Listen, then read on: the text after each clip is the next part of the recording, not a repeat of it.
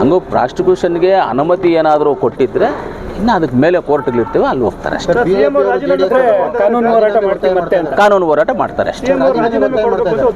ರಾಜೀನಾಮೆ ಕೊಡಬೇಕು ಅಂತ ಏನು ಕಾನೂನಲ್ಲಿ ಕೋರ್ಟಲ್ಲಿ ಏನಾದ್ರು ರಾರಾಗಿದೆಯಾ? ಇಲ್ಲ ಅಷ್ಟೇ. ರಾಜೀನಾಮೆ ಕೊಡೋ ಪ್ರಶ್ನೆ ಇರೋದಿಲ್ಲ. ಆರೋಪ ಇದಾದಂಗೆ ಆಯ್ತಲ್ಲ. ಇಲ್ಲ, ಆರೋಪ ಸಿದ್ದರಾಮಯ್ಯ ಆರೋಪ ಇದಾಗಿದೆ ಅಂತಲ್ಲ, ಅದಕ್ಕಿಂತ ಕೋರ್ಟ್ ಮೇಲೆ ಇದಾರಲ್ಲ.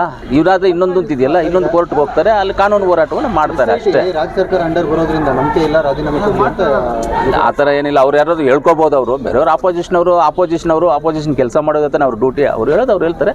ಕಾನೂನು ಹೋರಾಟ ಮಾಡ್ತಾರೆ. ಇವಾಗ ಸಿಂಗಲ್ ಬೆಂಚಲ್ಲಿ ಆಗಿದೆ, ಡಬಲ್ ಬೆಂಚಕ್ಕೆ ಹೋಗ್ತಾರೆ, ಚೀಫ್ ಜಸ್ಟಿಸ್ ಹತ್ರ ಹೋಗ್ತಾರೆ, ಸುಪ್ರೀಂ ಕೋರ್ಟ್ ಇದೆ, ಸುಪ್ರೀಂ ಕೋರ್ಟ್ ಮೇಲೆ ಹೋಗ್ತಾರೆ. ಎಲ್ಲೆಲ್ಲಿ ಏನೇನು ದಾಖಲೆ ಪ್ರೊಡ್ಯೂಸ್ ಮಾಡ್ತಾರೆ.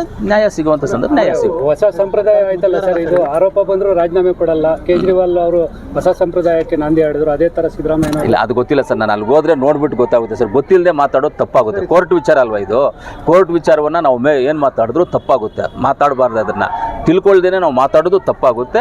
ಹಂಗೂ ನೀವು ಹೇಳಿದ ಪ್ರಕಾರವಾಗಿದ್ರೆ ಕಾನೂನು ಹೋರಾಟ ಮಾಡ್ತಾರೆ. ಇನ್ನು ಅದಕ್ಕೆ ಮೇಲಿನ ಕೋರ್ಟ್ಗಳಿಗೆ ಹೋಗ್ತಾರೆ ಅಷ್ಟೇ. ಖಂಡಿತವಾಗ್ಲೂ ಸರ್ಕಾರಕ್ಕೆ ಮುಜುಗರ ಆಗುವಂಥ ಕೆಲಸ ನಾವು ಯಾರು ಸರ್ಕಾರದಲ್ಲಿ ನಾವು ಮಾಡಿಲ್ಲ, ಮಾಡೋದು ಇಲ್ಲ. ಅಂಥ ಕೆಲಸ ಯಾವುದೂ ಆಗಿಲ್ಲ. ಹಾಗೂ ಎಲ್ಲರಿಗೂ ಗೊತ್ತಿರೋವಂಥ ವಿಚಾರಣೆ ಏನಾಗಿದೆ, ಹೆಂಗಾಗಿದೆ, ಡಾಕ್ಯುಮೆಂಟೇಷನ್ ಗೊತ್ತು, ಯಾವ ಹಂತದಲ್ಲಿ ಆಗಿದ್ದು, ಏನಾಗಿರುತ್ತೋ ಗೊತ್ತಿರೋ ವಿಚಾರಣೆ, ಗೊತ್ತಿಲ್ಲದೆ ಇರೋದೇನೂ ಇಲ್ಲ.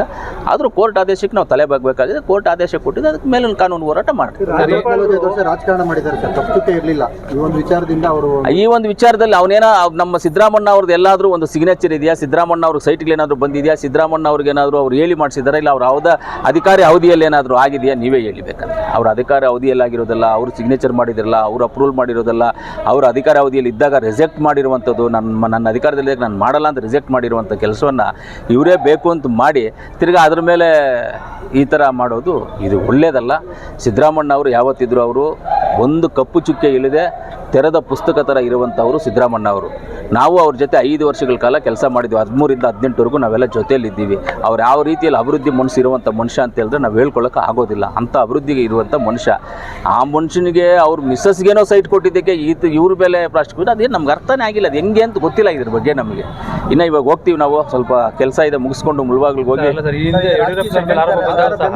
ಯಡಿಯೂರಪ್ಪನವರು ರಾಜೀನಾಮೆ ಕೊಟ್ಟಿದ್ರು ಅಂತ ಅದಕ್ಕೆ ಇವಾಗ ನೋಡಿ ಸರ್, ಇವಾಗ ನಿಮ್ಮ ಜೋಬಲ್ಲಿ ನಾನು ಪೆನ್ ಎತ್ಕೊಂಡಿದ್ದೀನಿ, ಅದು ಎಲ್ಲರಿಗೂ ಗೊತ್ತಿದೆ, ನೀವು ನೋಡಿದ್ದೀರಾ. ನಾನು ಕರೆಕ್ಟು. ಯಡಿಯೂರಪ್ಪನವ್ರ ಮೇಲೆ ಆ ಥರ ಆರೋಪ ಬಂದಿತ್ತು ಅವಾಗ. ಅದರಿಂದ ತನಿಖೆಯಾಗಿ ಪ್ರೂವ್ ಮಾಡಿದ್ರು ಆಗಿತ್ತು. ಇವಾಗ ಇದೇನು ತನಿಖೆ ಆಗಿದೆಯಾ? ಪ್ರೂವ್ ಆಗಿದೆಯಾ? ಏನು ಬೆಂಬಲ? ಯಾರು ಅವ್ರ ಪರವಾಗಿ ಬೆಂಬಲ, ಇವ್ರ ಪರವಾಗಿ ಬೆಂಬಲ ಅನ್ನೋದೇನೂ ಇಲ್ಲ. ಯಾರ